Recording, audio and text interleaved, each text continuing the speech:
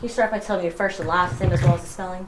Greg Terry, Gregtery. All right, and then we already got your position. Okay, so just start off a little bit by just kind of running down the press release for me, just so I can have your voiceover. Okay. Well, the incident began, or the incident of note, was on the night of June 7th when we responded to a call for service on White Lane regarding a burglary or someone forcing entry into a hotel room. Police were called because of that particular incident. When officers arrived, they began investigating and trying to determine what happened. Ultimately, that led them to a room where somebody who was not authorized to be in there, and in fact had broken in there, they began dealing with that individual, trying to get them out of the room.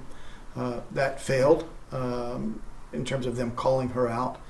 They introduced some OC, some less than lethal, just to try to get her to voluntarily come out. She continued to escalate the incident and ultimately barricaded herself into the bathroom.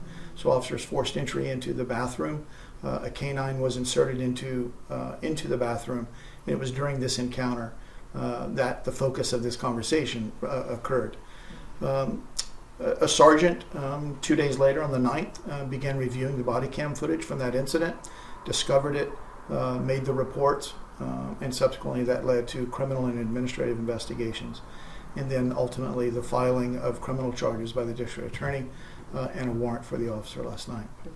So there have been a few other incidences within the department most recently. Why make yourself available for this specific situation? What are you referring to? I mean, we've had an incident not too long ago of a patrol vehicle hitting a pedestrian. We've had another patrol vehicle over the other few months that has hit another vehicle, things of that sort. So, I mean, there have been other moments within the department that you could have made yourself available, but this specific situation, you made yourself available to us. Well, first of all, I'm always available. And whenever you ask, I'll make myself to be available. But the incidents are important. The incidents that you're talking about are obviously very important to our community. The first one that you were referring to was not our investigation. It was the CHP's investigation. But I'm always available to the media and to our community and to talk about these important things. This particular incident is an unusual event, just as the ones you just described, and certainly no less important. They are no less important than this one. But this is an unusual event, and I felt like it was important to have, for the media and our community by extension, to have the opportunity to have a specific conversation about this particular incident. Along with that, I mean, this investigation started out, it was in June or in July, so why release this information now as well? Well, there was a culmination. The investigation was concluded. So the investigation did begin in June. It ran through, I think, June 24th is when we completed the criminal investigation and submitted it to the district attorney, and they took some time to do their review, and ultimately that led to the filing of a criminal complaint yesterday and a warrant being issued. So this officer, Anthony Berumen, has he had any other previous complaints? Well, in terms of like complaints from the public and that sort of thing, is that what you're referring to? Any at all. Yeah. Well, I can't discuss personnel matters and complaints of that nature because of the nature of the work. We just can't discuss those personnel matters. But I would tell you by him being a member of the K-9 unit is some indication of his work and competency and skill, because like all of our officers, we have very high standards for them. And particularly those officers that go into different units have spent some time in gaining some skills and some experience and have had a work product that allows them to go to these specialized units, and certainly he was part of that. Could you confirm with us that this officer has had a DUI before in the past? He has. So along with that as well, what happens to the K-9 now? The K-9 is still out of service, and we'll be evaluating whether or not it gets reassigned or what the status of the K-9 will be. Have there been any prior complaints with the K-9? That particular K-9 or incidents? Not that I'm aware of. So, I mean, another thing is this would be the second misdemeanor that this officer has. Is he still within the department? He is. He's still currently employed. The administrative investigation is still underway and is not yet concluded. And so no decisions about employment status will be made until I get a chance to review the entirety of the administrative investigation, which is still ongoing. I think it's just a little what we were looking at and what a few other community members have also expressed, that they believe this might be an overcorrection of the department. Can you explain how someone could face assault charges without injuring someone? Yeah. And that's part of why I wanted to have this conversation, because I do want the community to understand that we take all matters of force seriously, and we always have. We investigate every single one of them thoroughly. We have oversight and accountability and supervisory practices in place to ensure that the services that we're delivering, the officers' actions in the field, are appropriate and within policies and with the law. And in this particular case, those mechanisms were working. As the reviews of this incident took place, it became quite clear that during that encounter, there were some specific incidents that occurred that were a violation of policy, that were inappropriate, unreasonable, and so we began a criminal and an administrative investigation into that.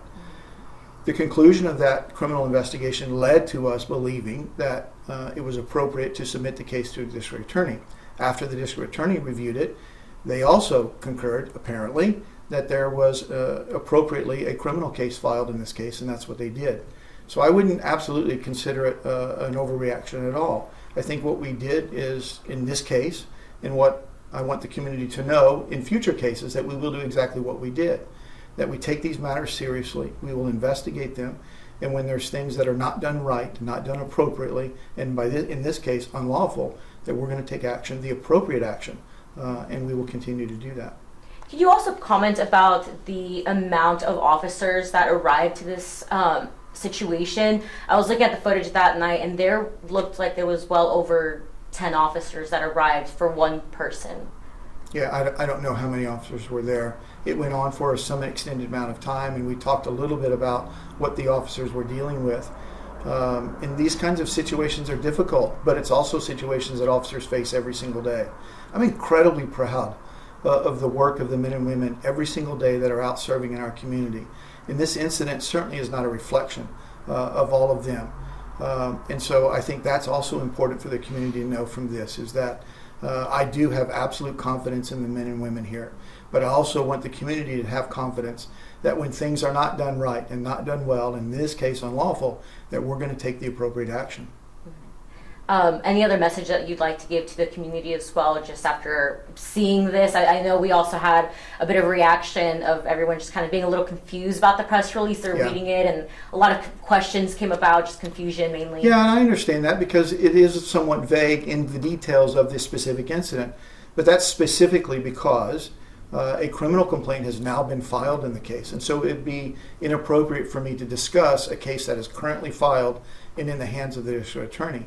We don't do that in any other case. We don't talk about investigations that have been completed and charges have been filed in great detail, because that's inappropriate and that can interfere with the court process. And that's what's occurring here, is that we did a criminal investigation. We submitted it to the DA.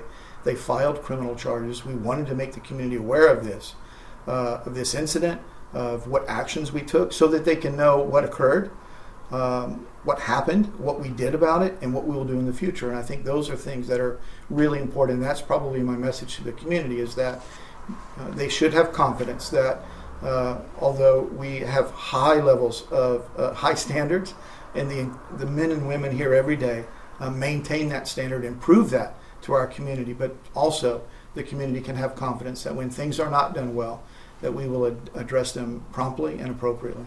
You mentioned a little bit, 2 minutes. You spoke about standards. This could potentially be this officer's second misdemeanor. Do you think that's acceptable for an officer in your department?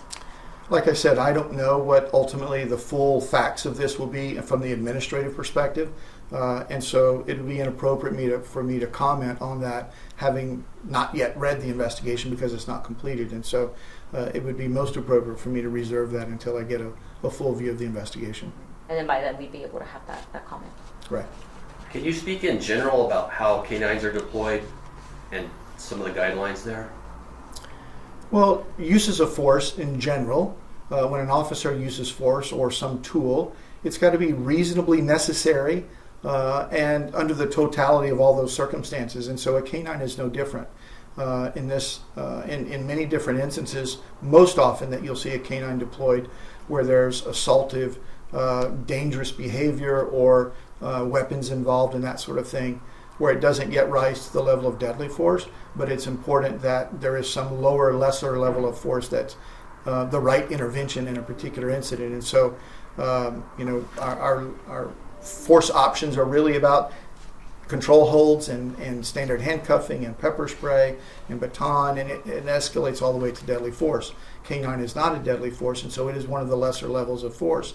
But the decision to deploy any kind of force or any kind of tool is dependent on the officer's judgment at that moment that this tool, this action, is reasonably necessary under the totality of the circumstances. Good. All right. Good. Thank you. Thank you. Hi, I'm Rochelle Murcia with Eyewitness News Bakersfield Now on YouTube. Thank you for checking out our YouTube channel where we have tons of great content to choose from. While you're here, go ahead and click on the subscribe button right there. That way you can stay up to date on all the things related within Kern County. Thanks for watching.